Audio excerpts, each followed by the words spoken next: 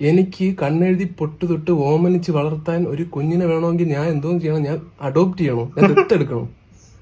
എനിക്ക് അറിയാൻ പറ്റാത്തോണ്ട് ചോദിക്കണം. പ്രത്യേകിച്ച് ജിമ്മന്മാരുടെ ഈ ബോഡി ബിൽഡർമാർത്താണെങ്കിൽ ചോദിക്കാം, നിനക്കൊക്കെ 40 മുട്ട വേണോടാ ഒരു ദിവസം? നിനക്കൊക്കെ എന്താടാ? എടാ ഒരെണ്ണത്തിനെ ഞാൻ വളർത്തിക്കോട്ടറാ. ഞാൻ കാണാൻ കൊതിച്ച കുഞ്ഞിക്കാലുകളാണ് നിന്റെയൊക്കെ ഉണ്ട കൈകളിൽ മസിലുകളായിട്ട് ഉരുണ്ടിരിക്കുന്നത്. 40 മുട്ട എന്നാ തിന്നുന്ന മൊത്തം തിന്നു, അത് മഞ്ഞ എടുത്ത് കളയും. എടാ മഞ്ഞ എന്റെ ചോരയെ നീരുവാണടാ.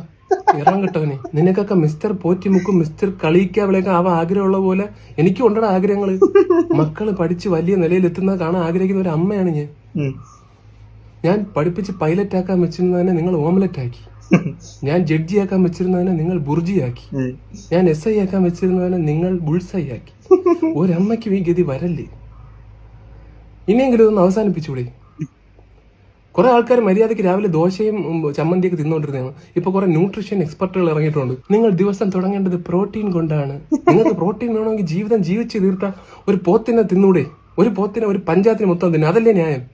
വിരിയാനോ ജീവിത വിജയം കൈവരിക്കാനോ ഒരു അവസരം പോലും കൊടുക്കാതെ ഒരു മുട്ട എടുത്ത് പുഴുങ്ങി തിന്നുന്നത് എവിടത്തെ ന്യായമാണത്? നീ ഒന്നും ഗുണം പിടിക്കാനേ പോണില്ല ഒരു കാലത്തും, പ്രത്യേകിച്ച് ബോഡി ബിൽഡർമാര്. 40 മുട്ടയോടെ ഒരു ദിവസം. നീ ഒന്നും ബൾക്കാവാതെ പോട്ട്. ജസ്റ്റിസ് ഫോർ കോഴിയമ്മ. അതാണ് സത്യം കേട്ടാ.